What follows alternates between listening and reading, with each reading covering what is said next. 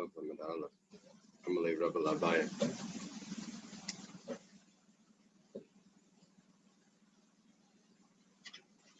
had a machlekes in the Mishnah.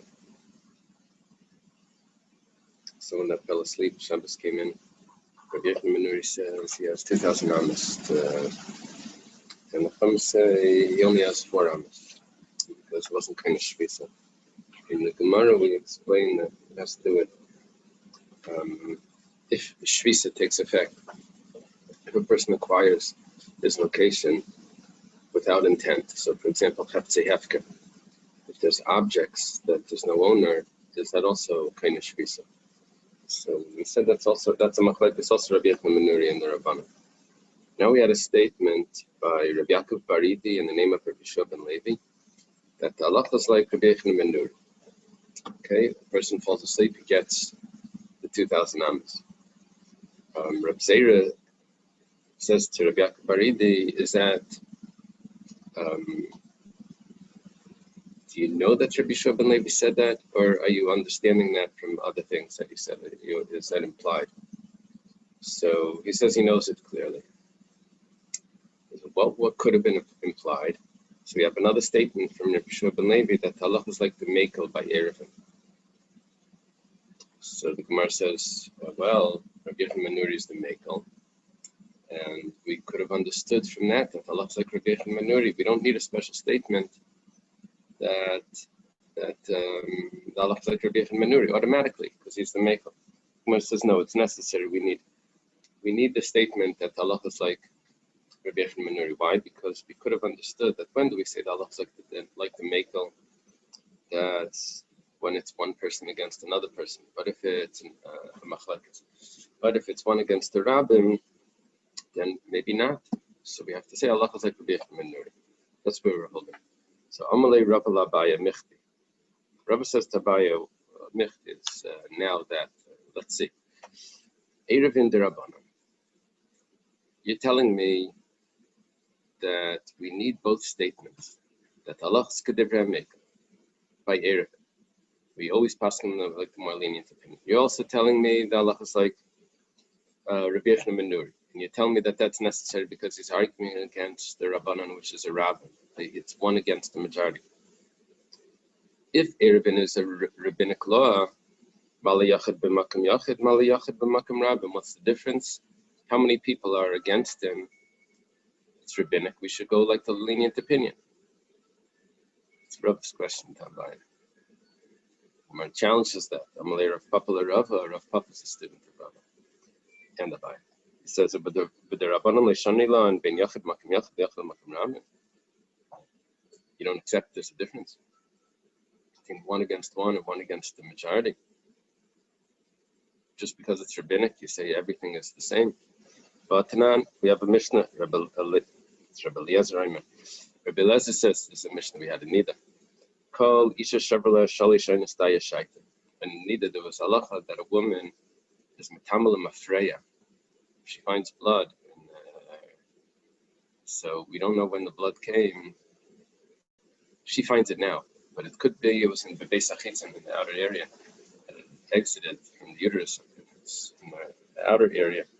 Could have been there earlier. So we don't know when it was. We say it's metamala mafreya. She's tummy back till the last time she checked, 24 hours, whatever it is. So we say that that's only by a regular woman. But if a woman is misulekes dam, she's not usual for her to see blood. She doesn't see blood. She's older, whatever. She's pregnant, nursing.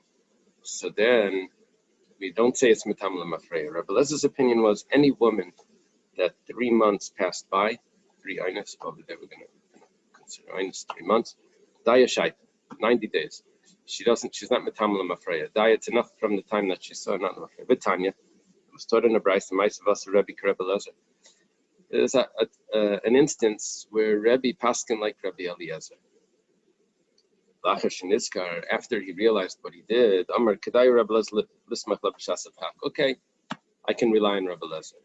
He realized that he should have paskin like the Rabbanan. That was a mistake. But he says, okay, well, I paskin already, we'll leave it alone. The Rabbanan hold that there's only 4 women that are daya shaita, only if it's a special an older woman, she's Misalakas Tamim, she's after menopause, or a young girl that never saw yet, or pregnant and nursing. And Rabbi Elazar says any woman. So he says, we'll rely on Rabbi Elazar b'shasat chak. My lacher shniska. What does it mean after Rebbe remembered what he did? Ilay lacher shniska dein alach Rabbi Elazar el karabanan. Does it mean after he realized that we don't pass like Rabbi Elazar, that halach is established already like the Rabban b'shasat chak? One second, he paskin's wrong. What do you mean b'shasat chak? It's a mistake. Ella, it must be the layat mehilchas like Rabbi Elazar like Rabban. It must be that there was never a psak. It was a machlekes. It was never established halach.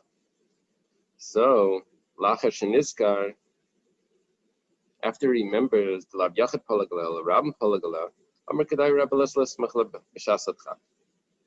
Says, okay, we'll rely on Rabbi Elazar b'shasat chak because the halacha wasn't established.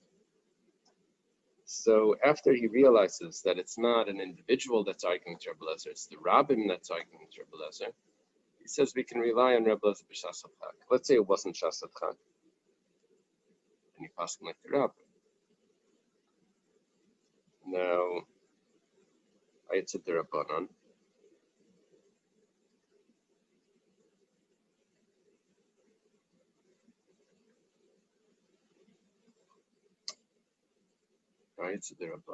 Well, obviously, he's recognizing, Rebbe's recognizing that if it would have been a yachid against the yachid, then fine. But a yachid against the rabbim is different. It's only b'shasat chak that you could be lenient. This is a proof. Rav Papa's proving to Rava that there is a difference between a yachid and a rabbim in the machlekes by a derabbanan. Okay. Amar of Misharshi Rava. Another question. Misharshi asks Rava. Other students of Rav. You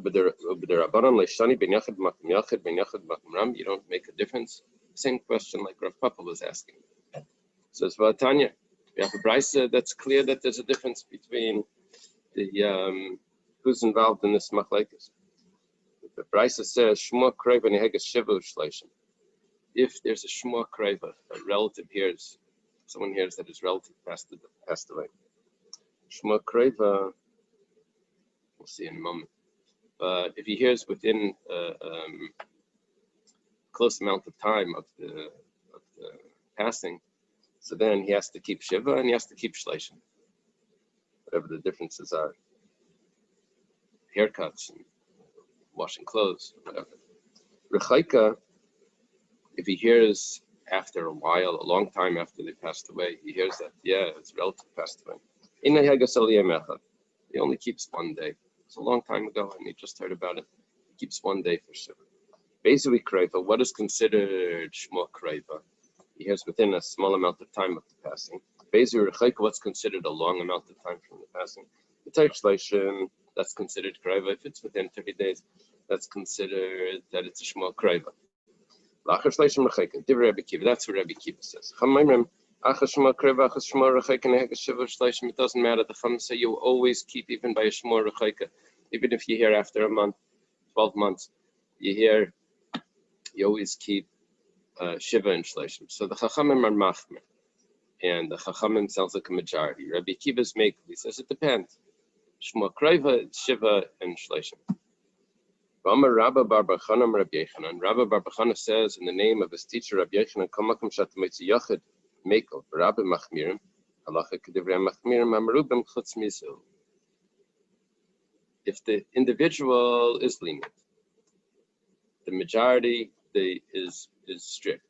You always pass them like the majority that's strict. Except this case, this is an exception.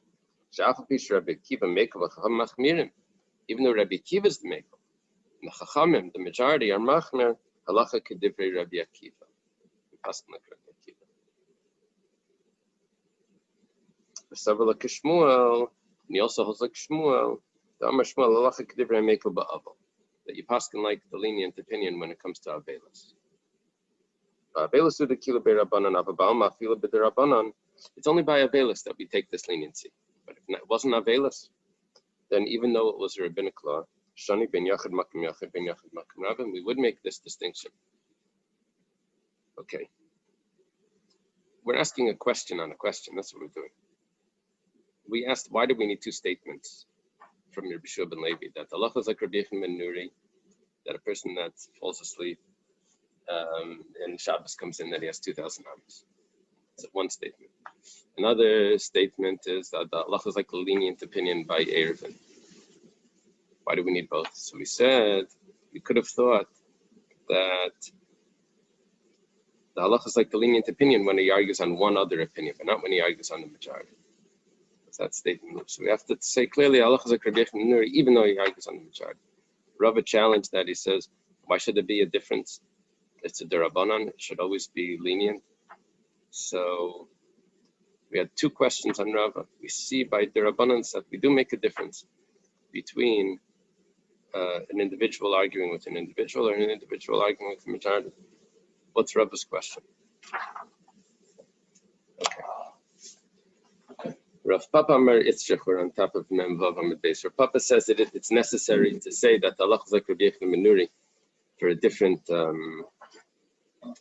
reason. We said Yachid and Rabbim, Yachid versus Yachid. Sal Kedai Techamina. Rav Papa gives a different teretz. I could have understood Hani Mili be'Eiruvin Chatzeris. I could have thought, what does it mean? Halacha kedivrei amikilin be'Eiruvin. That's what type of Eiruvin? Eiruvin Chatzeris. Aval Eiruvin Tchumen Emalai.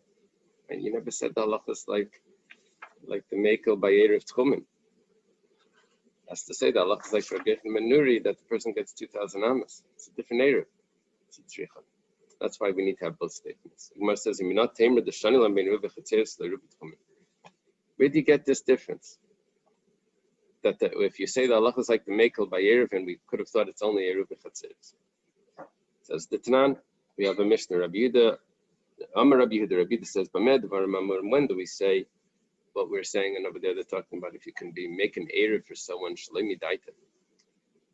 You without his intention, you're going to set up an Eruv for someone. So that's when are you allowed to do that? When are you not allowed to do it? You're only allowed to do it Midaita. That's Beiruvin Tchumen, you're not allowed to do it. If you set up an Eruv for someone outside the city, you say, this is where Reuven is going to spend Shabbos. Now, he didn't tell you to do that. So what you're doing is you're limiting his area that he can walk on the other side. He can walk over here 4,000 amas, so that's great, but you limited him on the other side. You're going to see that ein chaven la'adam. You can't do something against a person, negative to a person, unless he tells you to do that. You can give him gifts, even though he doesn't. Even though he didn't tell you that he wants them. But here, there's a negative side. We'll see in a moment. But Eiruvin Chatzeris, there's no loss. The guy didn't give his food in the courtyard. So you say, I'm giving for him. So what's going to happen? He's going to be allowed to carry in the courtyard? Fine. Eiruvin Chatzeris, ma'arvin bein ladas, bein shlei ladas. Shezachan ladam shlei b'fanav, bein chavan ladam el b'fanav. Okay, we see that there's a difference between Eiruvin Chatzeris and Eruv Tchumen. Eruv Chatzeris you can do Shloi Midayta, Eruv Tchumen you can't. So I could have thought that Allah is Kedivrei HaMekel by Eruv Chatzeris. See, it's easier to make an Eruv Chatzeris, but not by Eruv Tchumen. Taisus over here asks, that's not a difference in Eruv Chatzeris and Eruv Tchumen.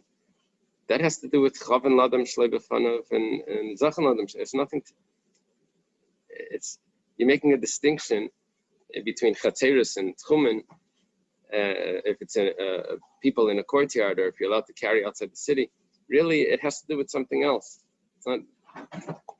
Taisus says, he gives an answer that really it's Eruv Chatzeris and Eruv Tchumen. That's the main difference. That's the main difference. It comes out that we're using those terms, but it's really the differences. Chatzeris and Tchumen. Okay. Rav Ashi Amar Itzrich. Rav Ashi gives another teretz. This is our third teretz to why we need two statements from Rabbi Shua ben Levi. The first one is the difference between Yachid b'Makom Rabbim, Yachid b'Makom Yachid. The second one is the difference between Eruv Chatzeris and Eruv Tchumen. And Rav Ashi says, Salkadait Chamina could have entered your mind to say, Hani Mili, when did Rabbi Yeshua ben Levi say the halacha is like the Mekel? B'shiyure Eruv. That's only if you made a proper Eruv. And it got eaten up. And what's left is not a shear. We'd say that it's still acceptable. Aval b'tchilas Eruv Emaloi. But it initially put an Eruv that's not a full shear, we would say that it doesn't work. I mean, not Tamra. Where do we know that there's a difference between the beginning of the Eruv and the end of the Eruv? That, in other words, when you put it up initially or afterwards. The Shanilam ben Shir, the Tanan, we have a Mishnah. Rabbi Yosi. Rabbi Yosi says, when do we say that you need a measurement when you're making Eruv Chatzeres? Rashi points that out, that we're dealing with an Eruv Chatzeres. When do we say that you need a measurement for an Eruv Chatzeres? That's B'tchilas Eruv. Aval B'shiri Eruv, I feel also what's left over after weeks. Like we put up an Eruv Pesach for the city. If there's a city Eruv, we have to join food together. What do? They take a box of matzah and they put it in one of the shuls, and that's considered the Eruv Chatzeres for the whole city. So maybe it got eaten up a little bit. It's not really left. So that's Shuri Eruv. So we say Shuri Eruv feel kolsho. I'm not, that's the halacha. That's the example.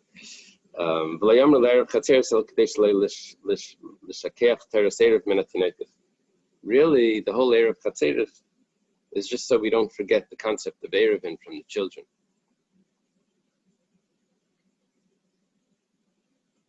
Rashi says the main Eruv is Eruv Tchumen. And this is just the secondary type of Eruv.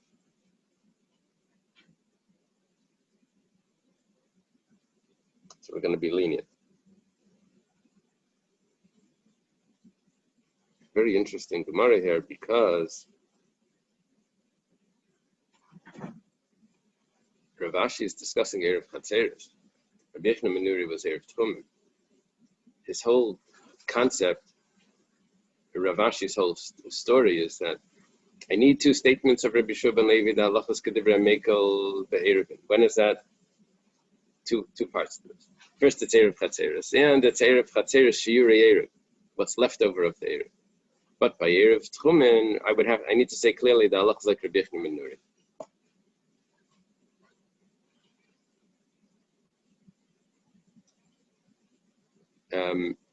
The way Rashi puts it is that Rabbi Yochanan ben Nuri's halacha is considered tchilas Eruv. That's how he's. First, he tells me that it's about Eruv Chatzeres, and he tells me that even by Eruv Tchumen, it's considered tchilas Eruv. Okay. Rabbi Yaakov Rabbi Zrika Amro halacha Rabbi Akiva mechaveirai, Rabbi Yosi mechaveirav, Rabbi mechaveirai. Rabbi Yaakov and Rabbi Zrika. They give us a rule. Whenever there's a machlekes, Rabbi Akiva and another individual that's his friend, we pass him like Rabbi Akiva. Halacha Rabbi Akiva mechaveirai, Rabbi Yosi mechaveirav. Rabbi Yosi gets the halacha like him, even if he argues with a bunch of people. And Rabbi, we pass him like Rabbi mechaveirai. If he's arguing with just one individual, we get these rules sometimes of what the halacha is. L'may helchasa. What exactly does this rule mean? So we have three opinions here. What this rule means. Rabbi Asi Amar halacha. Rabbi Asi says that's clear. The halacha you paskin like that, 100%. Rabbi Chia bar Abba Amar Matin. Chia bar Abba says no, not that it's mamish the halacha. If someone comes and asks, you can tell it to him, but you don't say this in public. Mata means leaning. We're leaning towards that. Rabbi Yosef bar Chanina Amar Nirin. You don't even paskin like that. It's just that if you did paskin like that, you don't go back on it. That's the way Rashi learns. Taisa says slightly different. Okay. So in other words, when we have this rule, how serious is it? Is it 100%? Is it halfway, or is it you don't go back on it once you pass it? Okay. Amar Rabbi Yaakov Baridi, Amar Rabbi Yochanan. Rabbi Yaakov Baridi says name of Rabbi Yochanan, Rabbi Meir, Rabbi Yehuda, Alach Rabbi Yehuda. Very interesting. There's machlekes Rabbi Meir and Rabbi Yehuda. We paskin like Rabbi Yehuda. If you remember, in Daf Yomi, we had the story with Rabbi Meir and Rabbi Shmuel.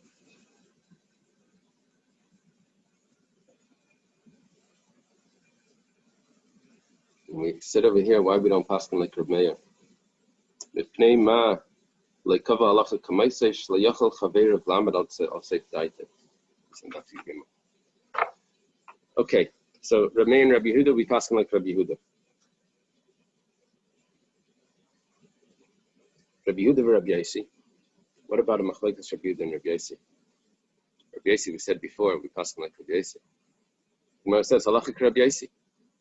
Rabbi Yosi is stronger. Rabbi Yosi is Rabbi Yosi ben Falafta. He's a student of Rabbi Akiva. Rabbi Yehuda is Rabbi Yehuda Rabbi Lai, student of Rabbi Akiva.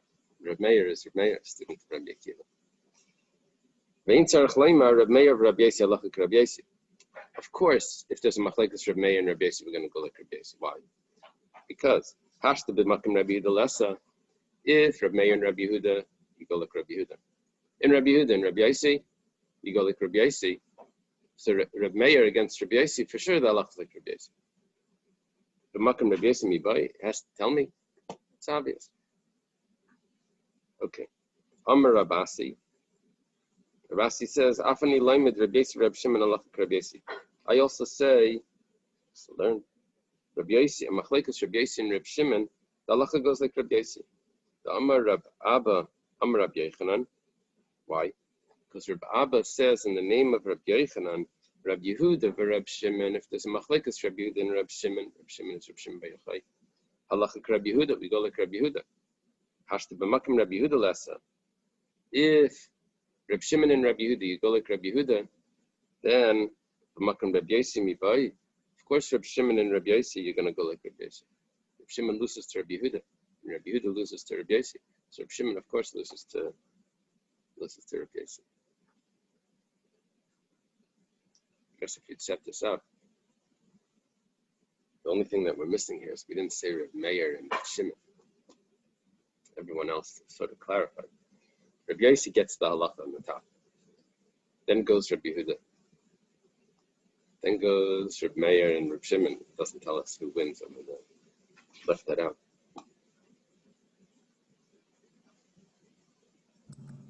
Do they argue a lot? I don't know. The Gemara says, Ibaylo, Rabbi Meir, Rabbi Shimon, Mai. We left out Rabbi Meir and Rabbi Shimon. Where's this taken? And we don't have an answer. It could be, you see, it could be that the Stam Mishnah would be Rabbi Meir, and any Rabbi Shimon in the Mishnah would be Rabbi Shimon against Rabbi Meir. I'm not sure how that works. Okay. This important page. This little piece over here. I mean, when you learn Mishnayos, the Bartanura usually tells you the halacha is like Rabbi Yosi, the halacha like. These are the most common Tanoim in Mishnayos. Rabbi Meir, Rabbi Yehuda, Rabbi Shimon, Rabbi Yosi. These are the 4 of the 5 students of Rabbi Akiva. So here you have the rules. Now, what exactly do these rules mean? That was the 3-way machlekes we said before. Now, Amar Rav Misharshi Lesna Lahanikla. Rav Misharshi says, drop these rules. They don't exist. Even you're saying in the name of Rabbi Yochanan, doesn't exist. It's not. I think we had in the beginning of the Masechta that you can't learn Menaklolos. Remember, you can't paskin according to rules anyway, because there's always exceptions. Yeah, that was a statement of Rabbi Yochanan as well. Remember that? It's in the beginning of the Masechta. It was maybe in the beginning of the second paragraph. Forget. So the Ein Lamedim Menaklolos.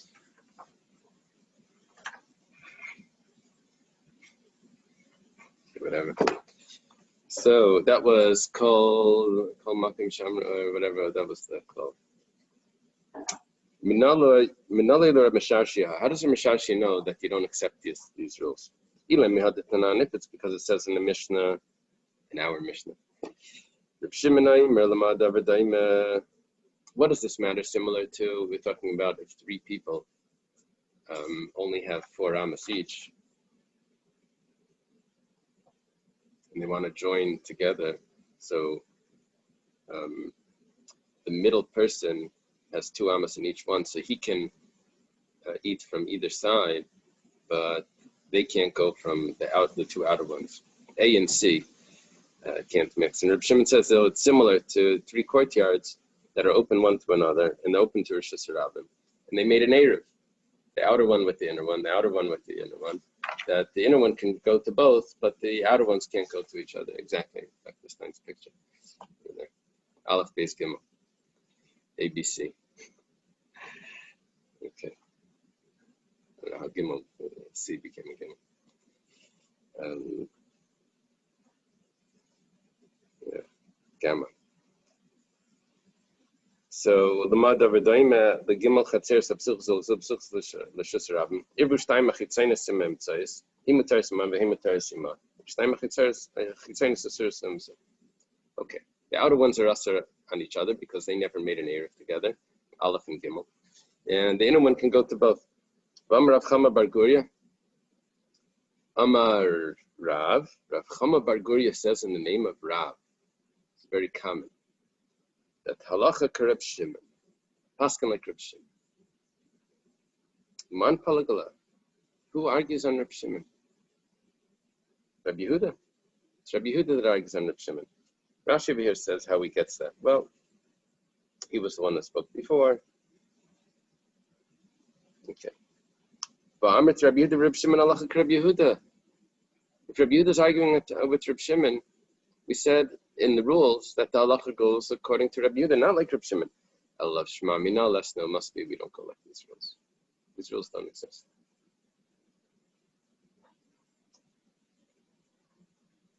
Gemara says in my kushya, that's the proof, because we have a Rav Chama Bar Guria Marav that says halacha like Reb Shimon. You drop all the rules.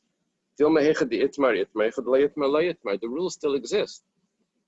That Rav Chama Bar Guria Marav is telling me where there's an exception. We don't collect the rules. Why? Because we have, over there we pass in specific. If we don't have any sak, then you follow the rules. This is totally not a proof that you drop the rules. It's the grammar rules. Because you find someone broke the rules once, doesn't mean that the rule isn't the rule. He broke it because he wanted to. Okay.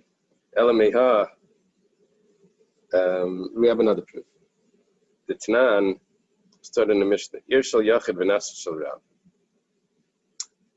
Okay, if there is a city that has 600,000 people, you can't make a real Eruv in that city. You have to, if you do, you have to make you have to leave out a certain area that doesn't have an Eruv. So originally it was a city, it's called Ir Shel Yachid. It just means that it didn't have the full din of Rosh Hashanah, it didn't have the 600,000 people. But it became Rabbim, something happened over there. Everyone started moving there, and it became 600,000. They opened a new company, and everyone came to live there. Ma'arvin Eskula, you can still make an Eruv over the entire city. Shel Rabbim and Shel Yach, let's say the other way. Let's say everyone started moving out. It had 2,000 amas. But whatever the reason, a new governor, something, everyone started moving out. Ein Ma'arvin Eskula, you can't make an Eruv there. Elam Kenaisa Chutzala Ki'er Chadasha Sheb Yehuda Sheish B'Chamishin Dirim. You have to leave out of the Eruv, like the city Chadasha that's in Yehuda. Chadasha is the name of the city. Like the city Chadasha in Yehuda that has 50 people there. You have to leave out that size from the Eruv. That's Rabbi Yehuda's opinion. Reb Shimon Omer Shalish Chatzir Shel Shnei Batim. You only have to leave out of the Eruv 3 courtyards, and each one has 2 houses in it. I mean, 6 houses. Not 50 people. You leave out 6 people. 3 courtyards of 2 people, 2 houses each. So, Rav Chama Bar Guria Amarav. Rav Chama Bar Guria says in the name of Rav Halacha Krib Shimon. Paskin like Krib Shimon. Again, we're looking for the rules over here of Machlekes Rabbi Yehuda and Reb Shimon, how you go, or any of the rules. So we have a statement. Rav Chama Bar Guria says in the name of Rav that we paskin like Reb Shimon.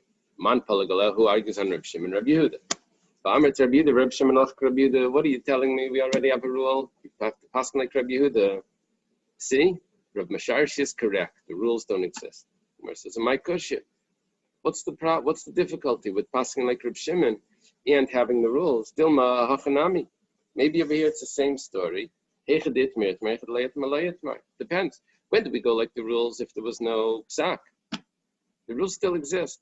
This was a special case where this was an exception. We have a psak. We have another source. Someone left his house. He went to settle in another city and it's Shabbos. He went Erev Shabbos or whatever. 1 second, he didn't make an Erev in his old apartment building or his old complex. And now he's not even there. He's not coming back either for Shabbos at least. So what happens with his area and the Erev? The Erev would mean that everyone needs to contribute food to show that it's one family so they can carry in the courtyard. So the first opinion, Reb Meir holds that he makes the area forbidden for other people as well, even though he's not actually there, but it used to be there, and he still has the house there. Rabbi Yehuda is very nice. Rabbi Yehuda says no, he's not there. It's not there. It's not a problem. They don't need to make an Erev with someone that's not there. Rabbi Yossi Aimer Nachri Isa Yisrael Ein Isa. Depends. If it's a non-Jew, you're supposed to get the non-Jew to contribute or to get the rights from the non-Jew to the courtyard. That's what we get the rights. We get it from the fire, the emergency people have rights to enter into the house under emergency. So we bought the rights from that's what we make an Erev in the city. We don't get the non-Jews to contribute food, but you get the rights from them.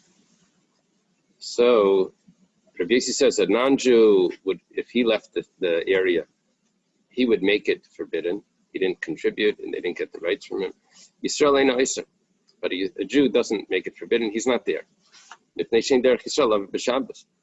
Jew's not coming back on Shabbos. It's too far. He went out of the Tchum. He can't come back. The non-Jew could still come back. Reb Shimon Aimer,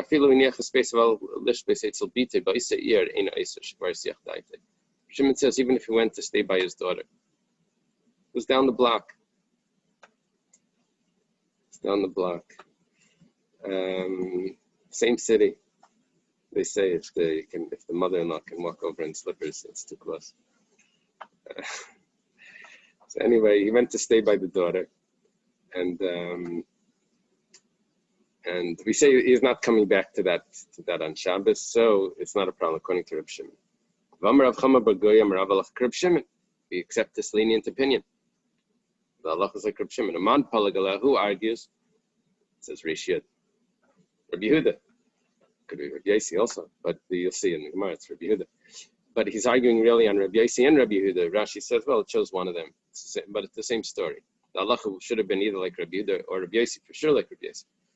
But Amit Rabbi Yehuda, Reb Shimon, Allah Rabbi Yehuda. And Rabbi Yehuda and Rabbi Yossi, Allah like Rabbi Yossi. But why are you passing like Reb Shimon? Gemara says, my kushya. That's not a proof that Reb Masharshi is correct, or a source for Reb Masharshi that you have to drop the rules. It's only if we paskin that way, then we know the halacha. If we didn't paskin, then you follow the rules. We have another source. This is what we said, that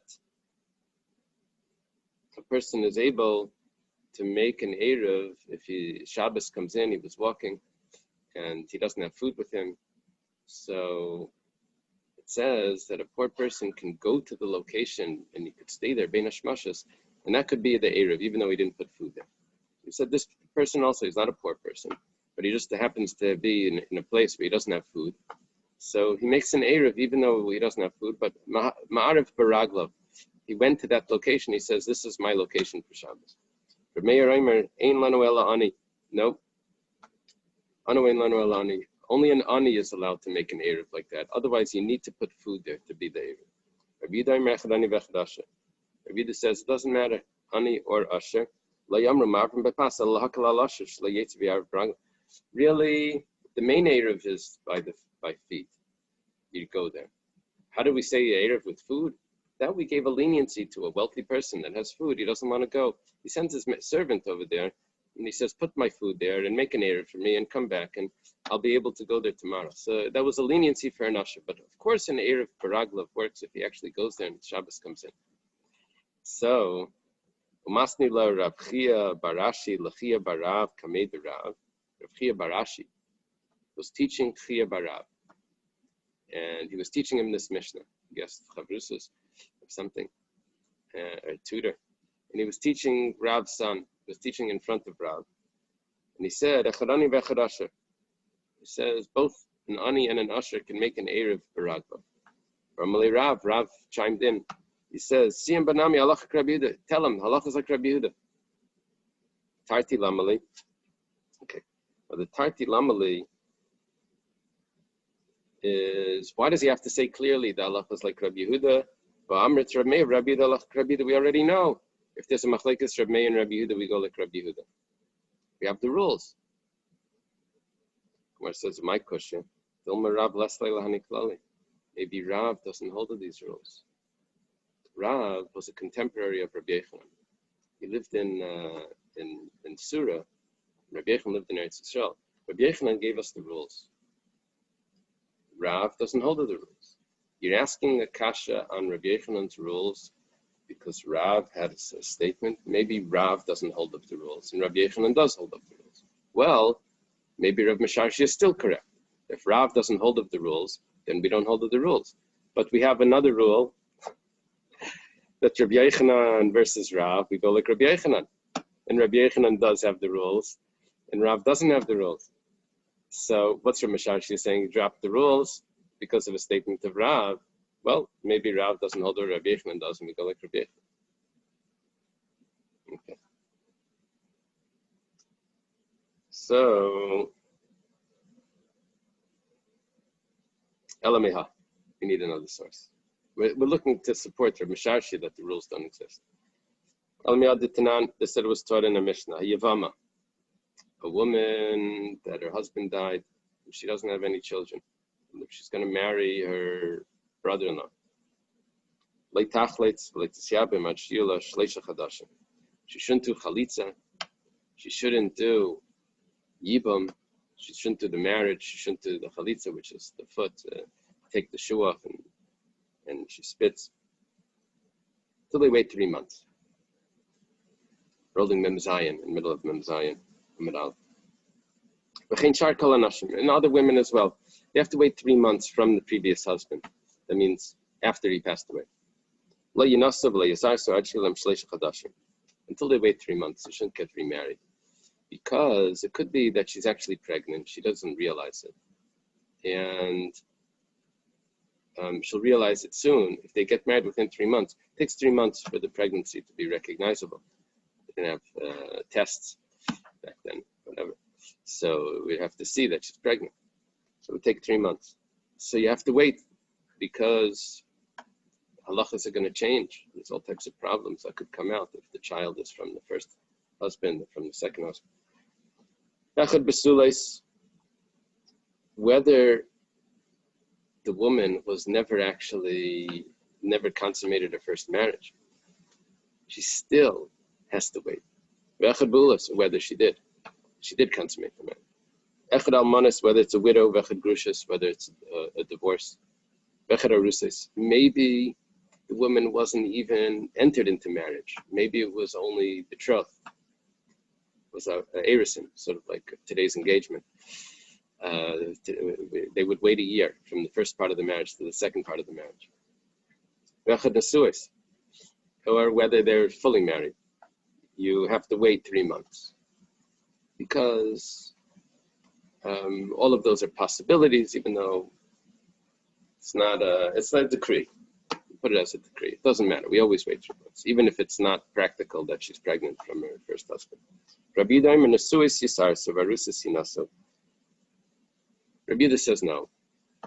Rabbi Yehuda says if the woman was 100% married, then she's allowed to get engaged, betrothed, within 3 months. Why? Because she's not going to get pregnant.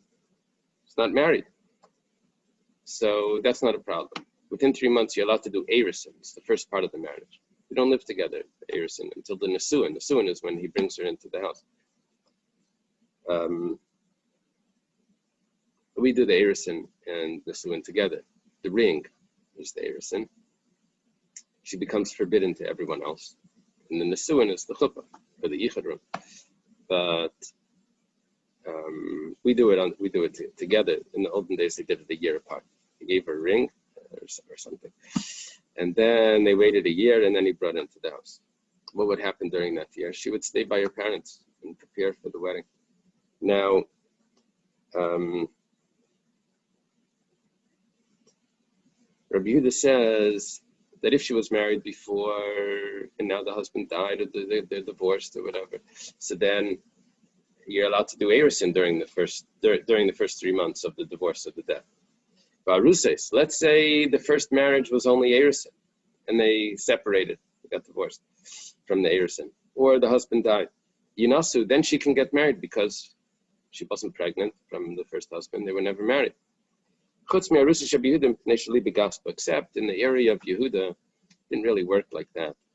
It was during this time the husband would live with it was common for the husband to live with his betrothed, even before the actual marriage. Now, I would like to believe that the reason for that was because of the decree that there was a time there where the government said that any woman that gets married has to live with the general first. And in order to avoid that, the husband would live with his betrothed before they were married. And that way it would save her from living with this hegmite. In order to avoid that, in that area of Yehuda, they would specifically live with their betrothed.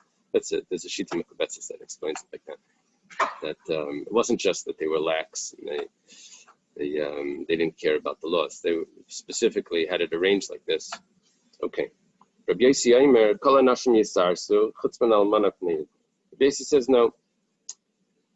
Any woman is allowed to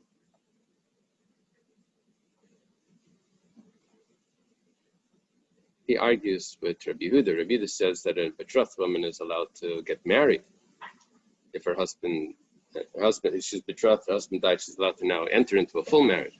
Rabbi Yossi says no. You only do Eiruvin, except an almana, her husband died. Over there you have to wait because of Avelis. How long do you have to wait?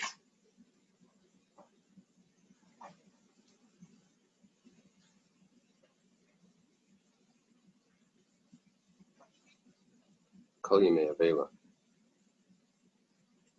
Yes, I don't know how long is the Avelis for a woman. Is it a month? Is it 7 days? I don't know how it works. Kivamrinan, and we say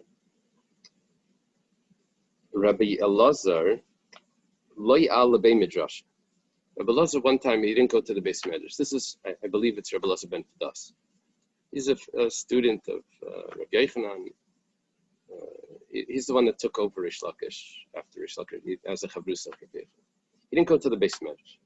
Ashkela Rabasi David Cohen. He sees Rabasi that was there. Amalei, my Bei Midrasha. Says, what was going on in the base medrash? I wasn't able to make it. Amalei Hachiyam Rabbi Yochanan. Rabbi Yochanan says, Halacha Rabbi Yossi, that we pass like Rabbi Yossi. Rabbi Yossi held that all the women are allowed to get married, are allowed to get betrothed. Michlal, that implies Yechida Palagala. that he's arguing with an individual. If you say Allah like Rabbi Yossi, he must be arguing. He says that you can do the Eiruvin immediately. Now, in the Gemara says in. Yes, that's so. V'hatanya, we even have a brisa. The brisa says, Aresha redufa leilech lebesaviyash like kasam baila. Let's say there was a woman that would run to her father's house. She wouldn't really stay with her husband.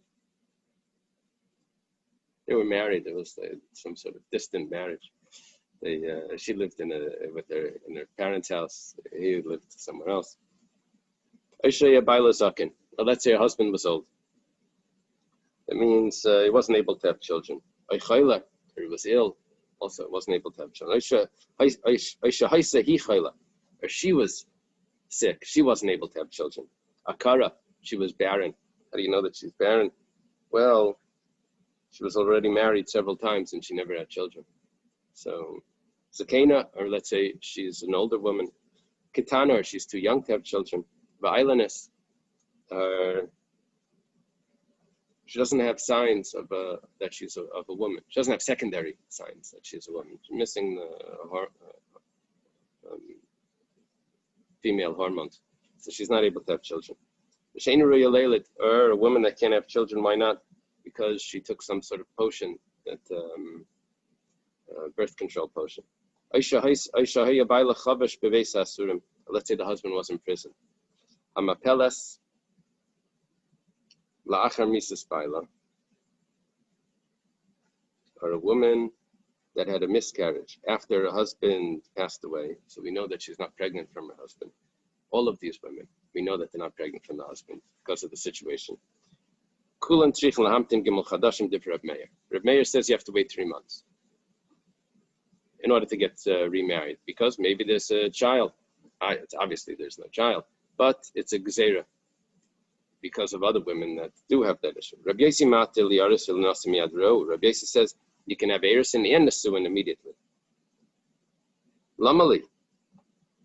Why does he have to say that the halacha is like Rabbi Yossi? But going back, why did Rav have to say the halacha is like Rabbi Yossi? We just, from this brisa, it's clear that the machlekes Rabbi Yossi and the other opinion is Reb Meir. The first opinion of the last brisa, that you have to wait 3 months, was the opinion of Reb Meir. Now, Rav says, it wasn't Rav, I'm sorry. Rabbi Yochanan says, the halacha is like Rabbi Yossi. Why does he have to say the halacha is like Rabbi Yossi? We have a rule already. Reb Meir, Rabbi Yossi, halacha Rabbi Yossi. The Gemara says, my kushya. That's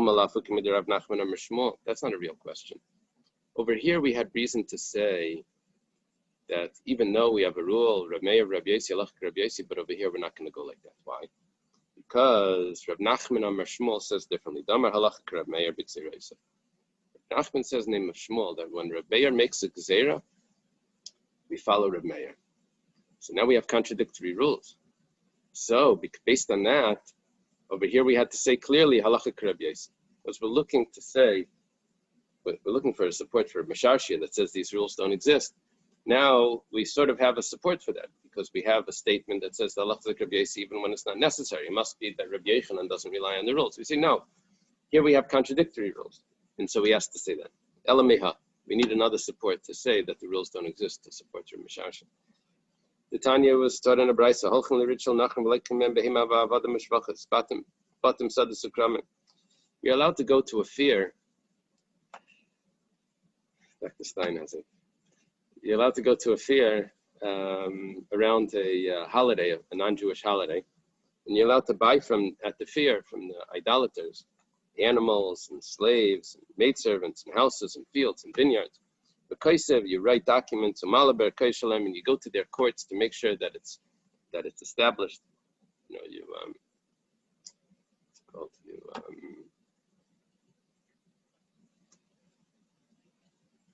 what do they call when they establish it in the court? They file it. They file it in the courts. They should come out some biyadam. You're saving it. You're rescuing it from their hands. All of these things. Now, Rashi says, not so biyadam. Rashi says an interesting thing. It says two pshatim, either because of Yishuv Eretz Yisrael, you're buying these things, even though it's a time that you're not supposed to be buying from them. There's a problem with buying around their holidays, because when they make a good deal, they go and they thank their idol for the good deal. So you don't want to support that. So you're not supposed to buy from them around their holiday, 3 days before. That's the Gemara Veitzar. Now, the Mishnah in Veitzar. Another thing Rashi says is that you're diminishing their holdings, which apparently that's a good thing. No, surprising. Rashi says that it's not because to diminish the holdings of a non-Jew. It's an idolater. You want to diminish their strength. So you're getting these fields and things out of their hands, you're diminishing their holding. Or because of Yisrael Yisrael, you're allowed to do this. Let's see, Zakayan. Mitami b'chutz la'aretz, leading the larimam. You're allowed to go and make yourself tummy because of the land of outside the land of Israel. It's considered tummy because probably it was assumed that barbarians or whatever, they would bury outside of cemeteries. So you can't trust that that cemeteries are where the dead bodies are. So really, a kohen should not be going outside the land of Israel. But he is allowed to go for these things because that's only a rabbinic decree. Just like you're allowed to go out of Israel, you're allowed to go into a cemetery. The Gemara says, basic that's a huge jump. You're allowed to go into a cemetery. Outside the land of Israel, you don't know if they buried always in a cemetery, so you don't want to go into those lands. But to say you're allowed to go into a cemetery, that's absurd. The kohen can't go into a cemetery. That's a mamish tummy. So Gemara says, basic pras. We didn't mean a cemetery. We meant a field that had a grave in it that got plowed over. You don't know. Maybe the plow reached the grave, reached the place of the corpse. That's their abanon as well. He's allowed to go into such an area for these things. He's also allowed to make himself tummy. He's allowed to leave the land of Israel to get married, and he's allowed to leave the land of Israel to go to yeshiva.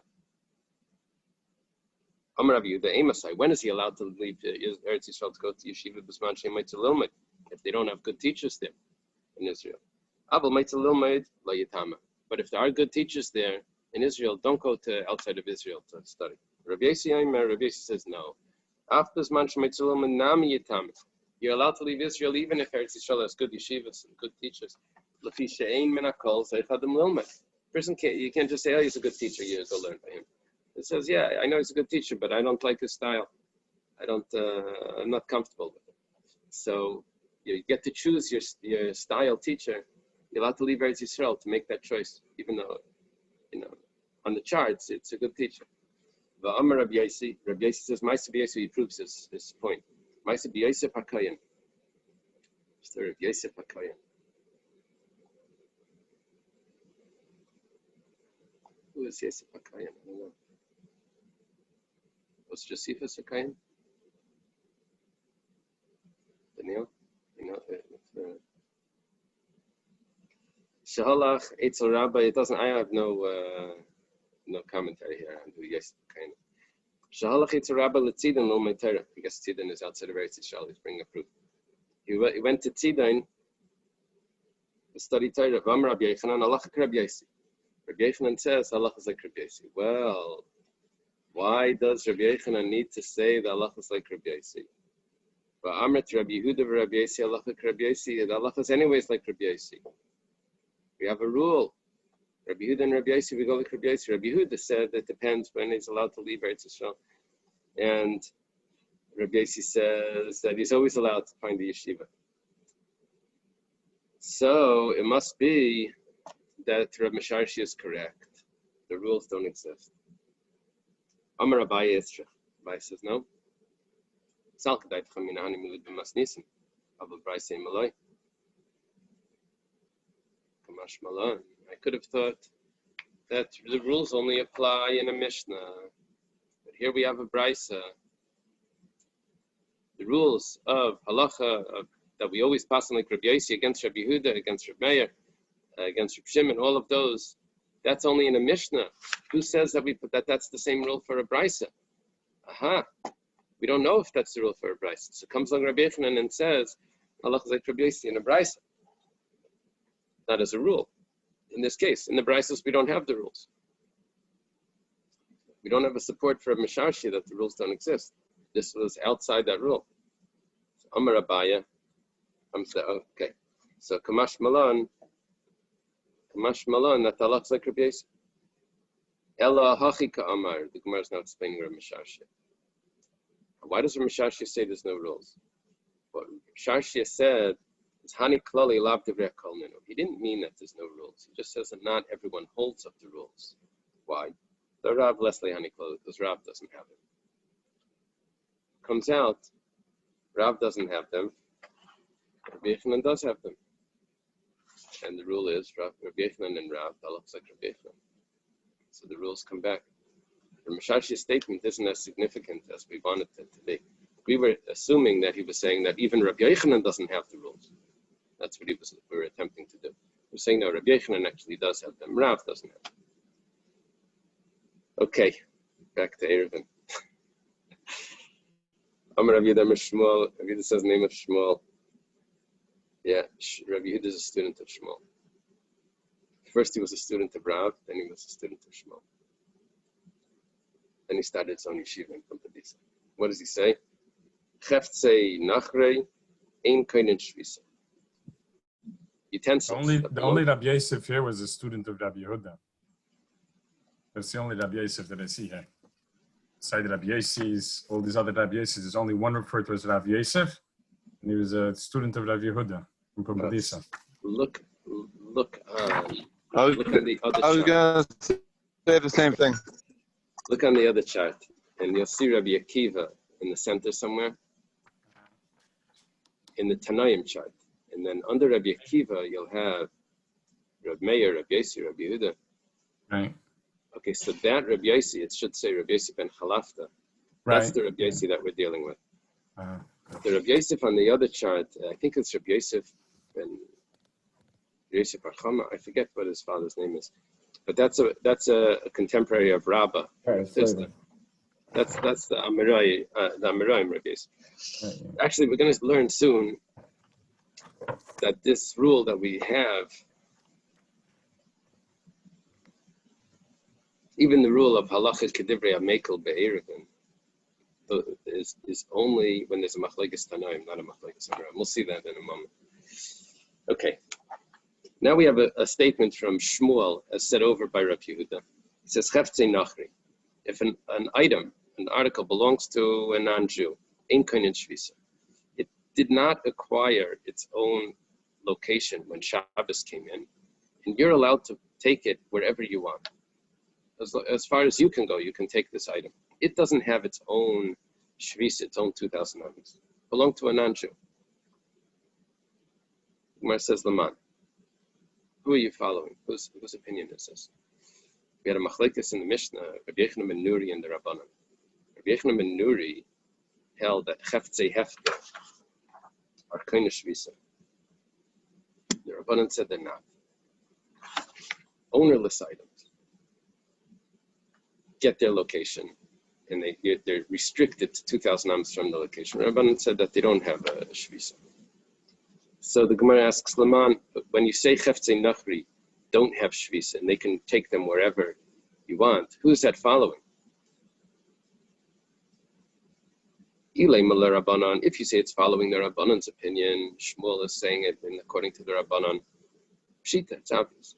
Let's say, the Gemara is going to explain. Hashta cheftzei hefker d'les l'bailam ein koine shvisa. When it comes to hefker, there is no owner. Hefker, ownerless item. And nevertheless, there's no owner. I don't say that the item acquires ownership for itself. It's ownerless, but then what is the ownerlessness? Is ownerlessness like it's owned by itself? I don't say that it acquires its own place. See, what's going on by cheftzei nachri? It does have an owner, but the shvisa of the owner is worthless because he's a non-Jew. He can go wherever he wants. He has no restriction. When an item is hefker, we say that it doesn't acquire its own shvisa. It has no owner. And nevertheless, we say that it doesn't acquire its own location. So when it does have an owner, and the owner's location is worthless because it's a non-Jew, for sure it doesn't acquire its own location. That's the logic over here. In other words, no owner in this case would have been better than a non-Jewish owner. No owner could make it that, well, it has its location of where it was, and it belongs to the general world. Shabbos comes in, it's stuck in that location with 2,000 amas around it. A non-Jew is allowed to travel wherever he wants on Shabbos. He has no restriction. So if it's owned by a non-Jew, it totally has no restriction. So why do you have to tell me Cheftzei Nachri? That's obvious. If Cheftzei Hefker has no restriction, Cheftzei Nachri for sure has no restriction. We're a little surprised that according to the Rabbanon, I need Shmuel to tell me this. Ella, it must be Ali B'der Rabbi Yochanan ben Nuri. Now we have big chiddush. Rabbi Yochanan ben Nuri holds, Kamash Malan is coming to tell me, Ein Madam Rabbi Yochanan ben Nuri Shvisa Ani Milich Cheftzei Hefker, the less L'Bailam. What is kind of Shvisa? What items are kind of shvisa? Well, of course, it belongs to a Jew, it's kind of shvisa. But even if it has no owner, it's also kind of shvisa. It also has its location. It's restricted to 2,000 amos. It didn't have an owner. However, cheftzei nachri, yislu bailim, loy. But a non-Jewish item, that's limitless. That you can take anywhere you want. Now you get it? He gives it to you. You can take it, it has no restrictions. That's a chiddush for Rabbi Yochanan ben Nuri. Okay, the Gemara says, Meisvei, 1 second, we have a question. Shimon ben Elazar says, Ashel keli min anachri. Someone borrows an item from a non-Jew, b'yamtiv. V'chein hamashal le'nachri keli mi'erev yamtiv, v'echzir le'b'yamtiv. Or you lent your item to the non-Jew, and it was by him when yamtiv came in, on the onset of yamtiv. Then you get it back on yamtiv. He drops it off. Now you're going on a walk. It wasn't in your location. You can only walk 2,000 amos, or wherever you put your Erev, you can walk 2,000 amos from there. But the non-Jew had it in his possession when Yom Tov comes in. So, and utensils, storage, that were within the Tchum. They have 2,000 amos to all sides. Well, you can carry it. But a non-Jew that brought fruits from outside the Tchum, you can't move them. Came from out of the Tchum, can't move them. They're stuck to Dalet Amos. They came from outside the Tchum. Now, if you say that Cheftzei Hefker, well, Cheftzei Nachri. Cheftzei Hefker, according to Rabbi Yochanan ben Nuri, are kind of shvisa. But Cheftzei Nachri are also kind of shvisa. According to Rabbi Yochanan ben Nuri, then we can understand what's going on in this Mishnah or Brisa. It's a Mishnah. I'm not sure. A Brisa that says how many Rabbi Yochanan ben Nuri. This would be the opinion of Rabbi Eiruvin ben Nuri. We say that a non-Jew that brings fruits from outside the Tchum are stuck. Why? Because they were kind of shvisa where they were. We understand. Why now is it stuck within 4 amos? Because when Shabbos came in, when Yom Tov came in, it was at its location belonging to the non-Jew somewhere out of the Tchum, and it was kind of shvis over there. Now this is out of the Tchum. So if Rabbi Yochanan ben Nuri holds that Cheftzei Nachri are kind of shvisa, then great. The only problem is that wasn't the way we explained Shmuel. We said that Shmuel is saying, according to Rabbi Yochanan ben Nuri, that Cheftzei Nachri are not kind of shvisa. That's our question. Because of Rabbi Yochanan ben Nuri, Cheftzei Nachri ain't kind of shvisa the way Shmuel was. We were explaining Shmuel that the non-Jews items have no restriction. It doesn't fit with Rabbi Yochanan ben Nuri or Rabbanan, this Mishnah. According to Rabbi Yochanan ben Nuri, it's ain't kind of shvisa. You can carry these items that came from outside the Tchum. And according to the Rabbanan, for sure, can carry it. Rabbanan hold even Chavtzi Hefker you can carry any way you want. There's no Shvisa there. So we don't have any. We're looking for who would the author be of this brisa that says that items that belong to a non-Jew that came from out of the Tchum are stuck in their location. It's not so clear that the Nochri was bringing items that belong to him and not to the Jew. It just says the Nochri that brought Perus. Right? It could have been already belonging to the Jew. He just happened to have it on his possession.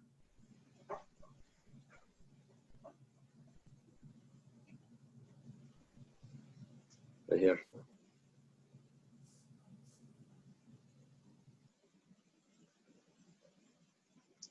Yeah, I don't know why. The Gemara assumes that it means that it's his.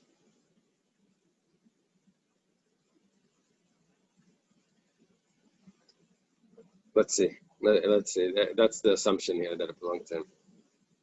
The Gemara answers, "Lailam kasav Rabbi Yechon Menuri cheftzei nachri kainin shvisa." Really, Rabbi Yechon Menuri holds that it is kainin shvisa. Well, now we're stuck. If cheftzei nachri are kainin shvisa, now that's a clear argument on what Shmuel holds. So Shmuel must be referring to the Rabbanan. You see, Rabbi Yechon Menuri holds cheftzei hefker are kainin shvisa, they're restricted. Cheftzei nachri are kainin shvisa, they're restricted. Shmuel says cheftzei nachri, you can carry them wherever you want. So who's that going according to Rabbanan? The problem with saying this was that according to the Rabbanan, I don't need Shmuel to tell me this. It was Pshita. Shmuel Damar Karabbanan. Ayu the comment the Rabbanan Pshita. Ayu said that was something that was obvious. It's not necessary to say. Mao the Tema. What could you have said? Gzeira Bailam the Nachri at the Bailam the Yisrael. I can make a decree. By Cheftzei Hefker, there's no owners. The Rabbanan hold that there's no problem. You can carry it wherever you want. For sure, Cheftzei Nachri you can carry wherever you want. You say, yeah, but there's a slight difference. Cheftzei Nachri has an owner. I know the owner's shvisa doesn't matter, but I may confuse one owner with another owner. An owner that's a non-Jew with an owner that's a Jew. An owner that's a Jew clearly does have shvisa. So maybe I should make a gzeira that says that Cheftzei Nachri are kind of shvisa, even though they're not. I should say make a gzeira that they're kind of shvisa because it's similar to if it's owned by a Jew. So because there's an owner, we should have that limitation on it, impose this limitation that it's stuck in its location. Kamash Malon Shmuel, that we don't do that. So in other words, Shmuel told me something that's not a chiddush. We create a svara that says maybe we should say different, and now Shmuel's a chiddush. That's where maybe we should make a gzeira that you never heard of. Kamash Malan, you don't make that gzeira that you never heard of. That's the chiddush. However, you say you never heard of it. Look at what it says. Rab Chia bar Rav and Amar Rab Yechon Chetzi Nachri Pinin Shvisa Gzeira Ba'alim Denachri Ata Ba'alim D'Yisrael. Actually, that gzeira actually does exist, not in Shmuel's Bible. In Shmuel's book, it exists in Rabbi Yechanan's Shulchan Aruch. And Rabbi Yechanan says that there's a problem of Cheftzei Nachri because there's a gzeira that if a non-Jew's items don't have a location, you might think that a Jew's items don't have a location. That's not true. So therefore, we put a location, a limitation on a non-Jew's items because it's similar to a Jew's item. Hanu dichri the asul mibrachasa. There were these male sheep, these rams, dichri,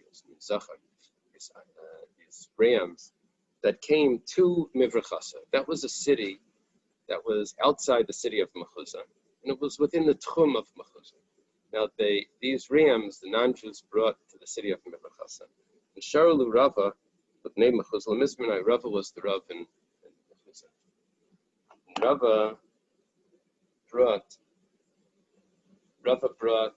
Rava allowed the people of Mechuzah to go to Mivrachasa, which was in the Tchum, to buy these rams on Yom Tov. Kasha are you allowed to buy on Yom Tov? It must be that it was an arrangement; they would pay later or something. and they would take it back, and you're allowed to shecht on Yom Tov. Amalei Ravina l'Rava. Ravina says to Rava, "My daitach. How are you doing this?" Damar Rav Yudah Amar Shmuel chefti nachri and koine shvisa. Shmuel says chefti nachri and not koine shvisa. That's what you think.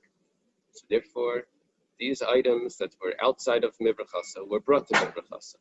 Now you're taking them from mibrachasa to mechuzah. That's out of the tchum.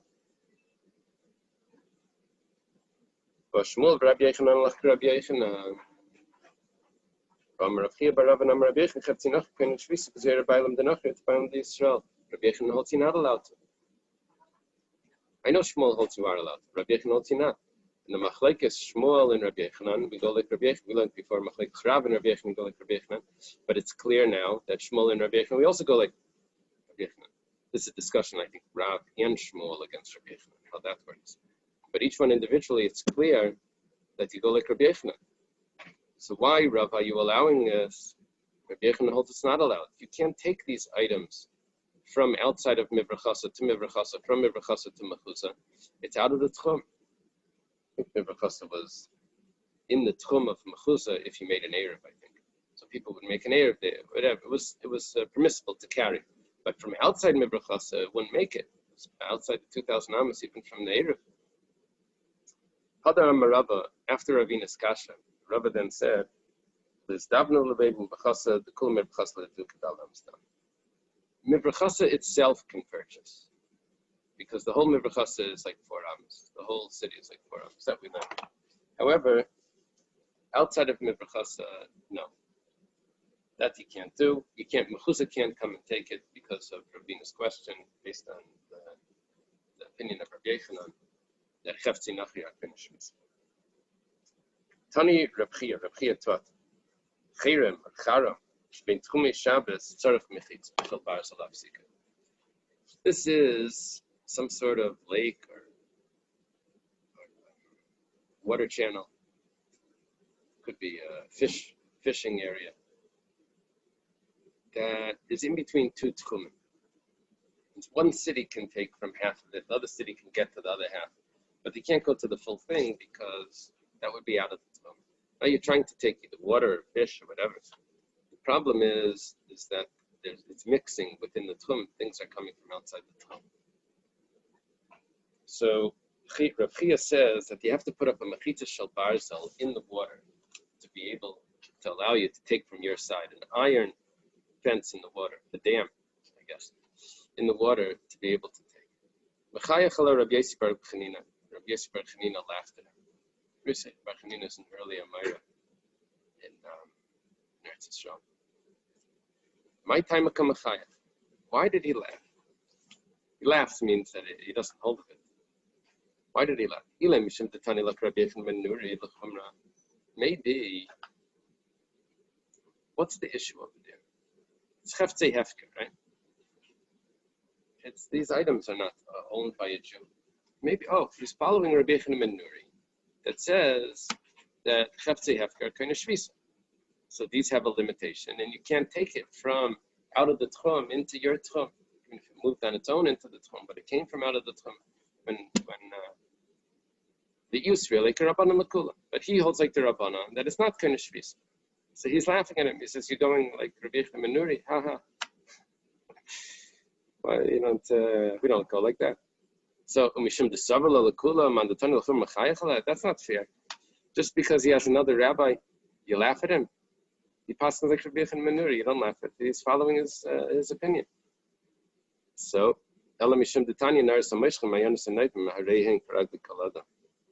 must be a different svar. This is because it's water. And we have a rule that water is not kind of shvisa because it's always moving. So it never has its location. We had this before. So that's why he's laughing, not because of machlaikas. Everyone holds of this. Why is he laughing? Maybe the water is still water. How do you know it's dealing with rivers that are flowing? Maybe it's a reservoir. It's just a water that's still. He was laughing about something else. He was laughing that you need an iron fence to block it. What's the difference? What are you going to do? He says, don't put reeds. That's what he's saying. Rabbi Yossi Bar Chanina would hold that you need to put reeds in. And Rabbi Chia says you can't put reeds. But, that's not going to work. You need to put an iron. The iron is going to allow the water through as well. That's the Gemara's understanding that it's not a hermetic seal. It's somehow they put some iron thing, but it's not like foolproof. The water's going to get through. So he's saying, what are you gaining? Putting this in, it doesn't help. It's not really stopping the water. Dilma Tzarech Vein like Takanakam, the Gemara gives an amazing suggestion. Maybe what Rabbi Chia held was that you need an iron fence, an iron wall to stop the water, which is impossible, and therefore it's not going to work. And as we were understanding that what he meant was you put an iron fence and it's going to work, it's going to be fine. Rabbi Yossi Bar Chanina is saying it's not going to work anyway. So the Gemara is saying now, maybe that's what Rabbi Chia meant, that you can put an iron fence and that won't work. So that means you'll never get it. It means you can't take from this reservoir. Ela Mishum, rather, the reason why he's laughing was the Kalu Shekilcham B'mayim, because the rabbis were lenient about water. Could Rab Tavla. Let's say something collapsed, a house collapsed or something, and there's a wall that's hanging that doesn't reach the ground. Should we say that wall is considered a wall, a mechitza, partition? A hanging wall doesn't help. It only helps by water. That you can hang a wall over a well, even if there was no Eruv between the two sides of this courtyard, whatever. And really, you need an Eruv to take water from the other side into this side. They didn't make an Eruv, but nevertheless, Mechitza Tzluya divides the water.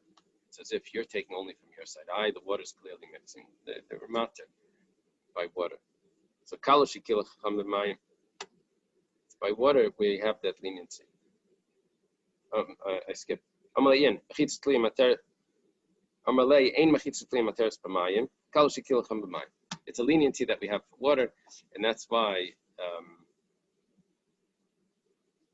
That's what Rav answered Rav Tavla. And that's why over here, Rabbi Yossi Bar Chanina held that you don't need a mechitza shel barsel. It's enough to have a mechitza tzluya, a hanging mechitza. Yeah. Is a dam considered this metal wall between the wall? Yeah, that's what Rabbi Chia was suggesting. Hmm. Did they have dams back then?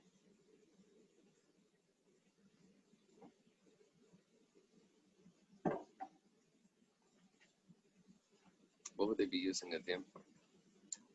Not to power electricity. I guess they didn't want rivers to flood. They probably use things like that for irrigation or stuff like that, to divert water for irrigation and other things maybe. Right. I think it depends if they had beavers around.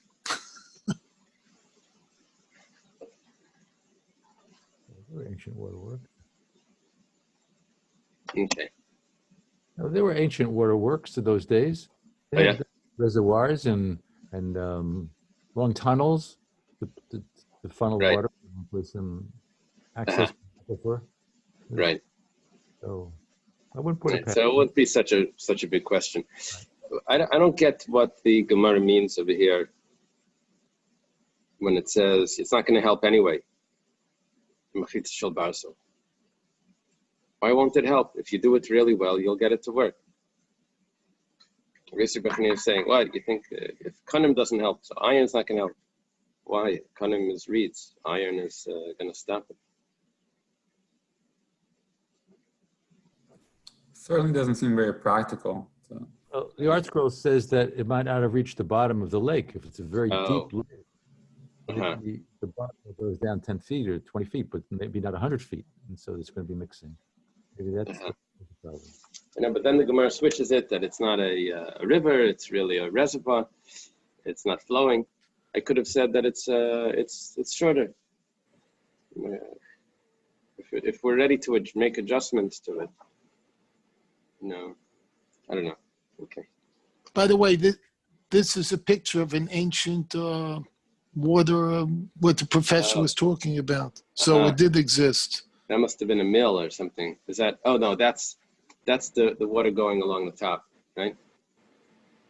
I'm not sure Not what's like going aqueduct, on, I think. but it was ancient. Yeah, some aqueduct with a water wheel. Yeah. Isn't that interesting? Amazing. Amazing. They had everything back then, I guess. They didn't use it the way we would have used it because they had slaves. It wasn't necessary. So you got rid of slaves. We had to make advancements. That's probably the. The Chachamim said you only have 4 amos. The fellow fell asleep, and Shabbos comes in. He can't go. He doesn't. He wasn't acquired. Didn't acquire shvis. He's like outside of a tchum. He doesn't have anything. He's stuck. He only has 4 amos. The sages said 4 amos. Who argued over there? Rabbi Elazar says he's in the middle. That means 2 amos to each side. Rabbi Yehuda says 4 amos to any side he wants. The Gemara now says Rabbi Yehuda and Tanakama. 4 amos is what the Chacham said he has 4 amos. So Amar Rava says Shmein al Shmein Kabinayu 8 by 8. That's the difference. Which means Rabbanan hold that he has 4 to each side. Rabbi Yehuda says he only has 4 to one side. Which side? Whichever side he wants. Once he chooses, that's it. Can't go to the other side. See, Reb Meir says he have 8 by 8. He has 4 amos to each side. The machlekes is by tchumen. If you don't have any tchum, you're stuck in a situation like this fellow that fell asleep and Shabbos came in. You get 8 by 8. But that's only when we say 4 amos for tchumen. When it talks about carrying, and a person carrying 4 amos, that doesn't mean that he can carry 4 amos to this side and 4 amos to that side. That's a different story. Over there, he only has a limit. He only has a real 4 amos, not to each side. Where do you get these 4 amos from? Where does it say that? Kedetanya, it was taught in a brayso. Shavush tafta. Person, people need to stay in their location. They can't go out of their location on Shabbos. Kit tafta, just like his location. Kaba tafta, how much is the location of a person? Gufa yeshalish amos. His body is 3 amos. Va'ama, and an extra amma, kadei lifsha yada v'raglav, Reb Meir, to be able to stretch his hands and his feet, so he gets an extra amma. He himself is 3 amos. Stretching out his hands and his feet is 4 amos. That's where a person is, the way we say 4 amos. Rabbi Yehuda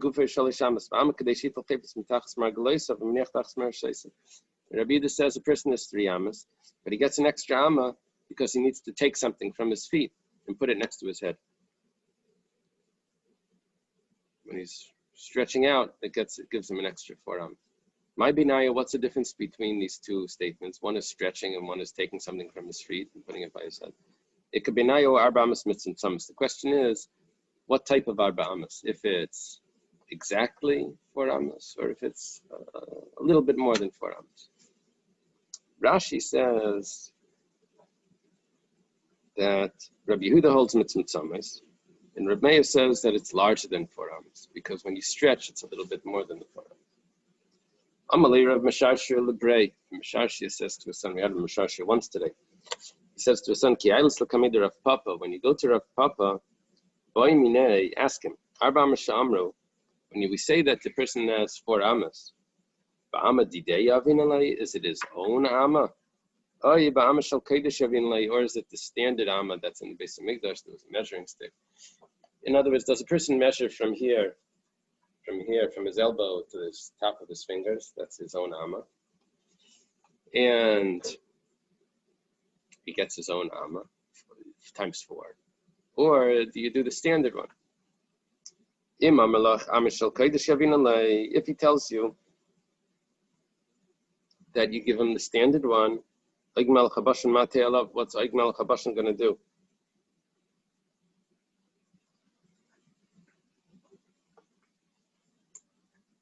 He's stuck. It's too large. Can't move it all. And if we say that he gets his own amas, like Melech HaBashim would have a huge area for amas. My time we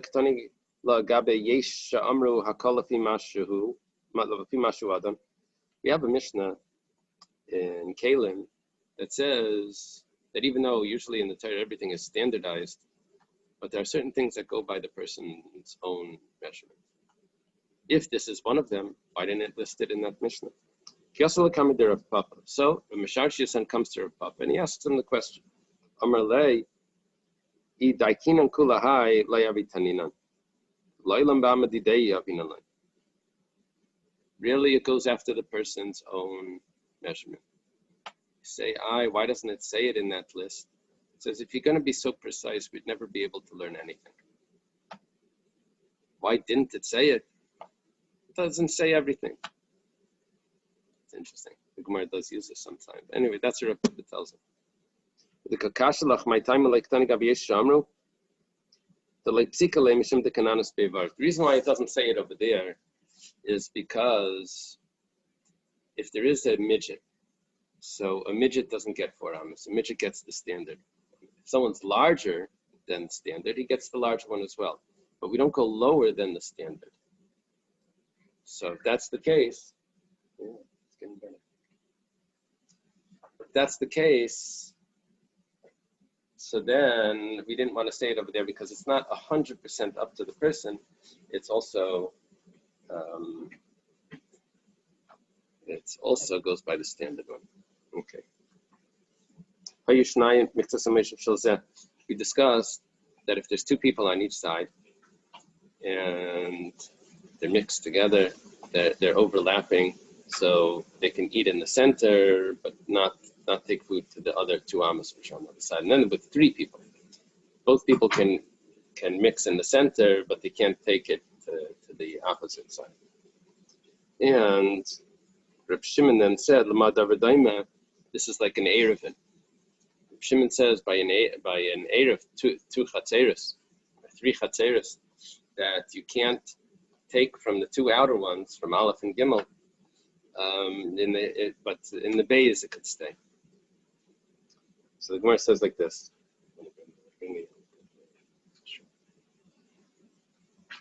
Why does Reb Shimon have to use this comparison? Why does he have to do that? This is what Reb Shimon is telling the Rabbanan. What is it similar to? If you have 3 courtyards, they are open one to another and they're also open to the Rosh Hashanah. Over there, you argued with me. I said that you can bring into the center. And you said that it's totally asur. The Rabbanan argued with Reb Shimon in that case. They said that each one, they asur on each other, you can't mix. Over here, when I have just 3 people, you say that no, they can eat in the center. By the 3 courtyards, you said that you can't eat in the center. You can't have food in the center. And over here, you say you can have food in the center by the 3 people. So the answer is, for Rabbanan, what do the Rabbanan say? Hasam Abshid Yurin, over there by the courtyards, they forbade it because people get totally confused. There's too many people involved. You can't say that items that came from that courtyard into this courtyard need to go back to that courtyard and they can't go to that courtyard because there's too many people involved. There's so many people in the courtyards. No one knows where the item came from. He brought it, they brought it. However, when there's just 3 people, that they can keep track of. So over there, the Rabbanan don't argue. That's the difference. Okay, now we say the outer ones are forbidden on each other. Bamai, Gemara asks why. What's the problem? What's going on here is that I have 3 courtyards. A, B, and C. Aleph, Beis, Gimel. Aleph and Beis made an Eruv. They put it in the middle. Or either way, wherever they put it.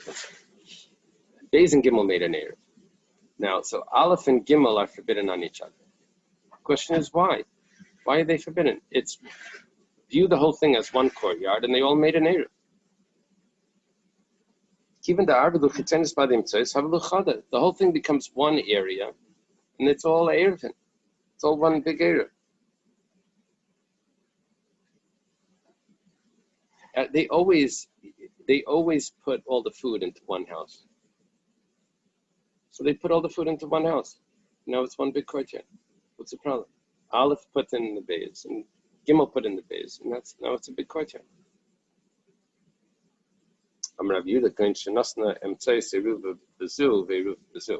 Talking about that they made two separate Eruv, and they didn't put it in the center. They put it on the side. They put that one on the side. Oh, that's going to be a problem. That's Rav Yehuda's statement. Rav Sheshes says, it's machlekes over here, Rav Yehuda and Rav Sheshes, what's the pshat? Rav Sheshes says, a different terutzim, that they put the Eruv in the center. They didn't put it into the same house. One asks, come on, who does that go like? Beis Shammai. You're going like Beis Shammai that says it needs to go into the same house. Beis Hillel would allow it. And now you're saying it's not good. You're passing like Beis Shammai. The Tanya was taught in a brayso. 5 people collected the Eruv. 5 people that their Eruv was collected. But it was put into 2 different utensils. Beis Shammai or Meini Eruv and Eruv. Beis Shammai says it doesn't work. And that's what we're saying over here. That the Eruv doesn't work because it was put into 2 separate houses. Beis Hillel says it works anyway. Now, why are we saying it doesn't work? What's the problem? If Beis Hillel holds it works, it must be that you're following Beis Shammai. The Gemara says, Afilu Tema Beis Hillel, you could say it's even going according to Beis Hillel, there's a difference. Beis Hillel won't allow this. Why? Because Beis Hillel said it's good over there because it was 2 utensils, but it was the same house. So utensils is no problem, as long as it's the same house. But if it's in 2 separate houses, then it's not going to work. So we have a statement over here that the 2 outer courtyards can't mix items one with another. We're asking why. They made an Eruv together with the middle one, and that should be acceptable. Rav Yehuda says that the Eruv was put in the outer ones, and Rav Sheshes says the Eruv was put in the center one, but it was put into 2 different houses in the center courtyard. Now, each courtyard has several houses. So it was the Eruv of Aleph, and Beis went into one house, and the Eruv of Gimel with Beis went into the other house. And so therefore they didn't make an Eruv together, it doesn't mix. Beis Hillel holds that it should mix. That's only in 2 kelim, but not in 2 houses. Amalei Ravacha, Breder Ravagila Ravashi. Ravacha, Breder Rava says to Ravashi, Rabbi Yehuda Kasha, Rav Sheshes Kasha. I don't accept either answer. Rabbi Yehuda Kasha is Kasha and Rabbi Yehuda Damar, Kagain Shenasna, Emtzai Seruva Bezu, Veruva Bezu. Rabbi Yehuda says that they put it on both sides. Given the Eruv Emtzai Bahada Chitzaina Havaluchada, the Chiyadra Everybody Yidach Shlichus Havda. I don't accept it. Makes an Eruv, Aleph makes an Eruv with Beis. Okay, that means Aleph and Beis join and they become one. Now Beis makes an Eruv with Gimel. So Aleph and Beis already became one. The Eruv that Beis is making with Gimel is in the Shlichus of Aleph. And now they're all becoming one. He's saying, what's this? Rav Acha Breder Rav Avya saying to Rav Ashi, I don't accept Rav Yehuda's teretz. It should still work. And there should be an Eruv between Aleph and Gimel because Beis made the Eruv with Gimel in the Shlichus of Aleph. They already became one and they can perfectly make that Eruv. Well, Rav Sheshes Kashi says, I don't accept Rav Sheshes' answer either. According to Rav Sheshes,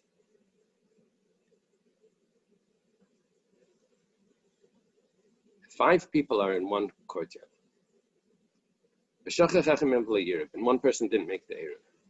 That's what's going on here. Everyone is making an Eruv, just they're not joining together with the other side.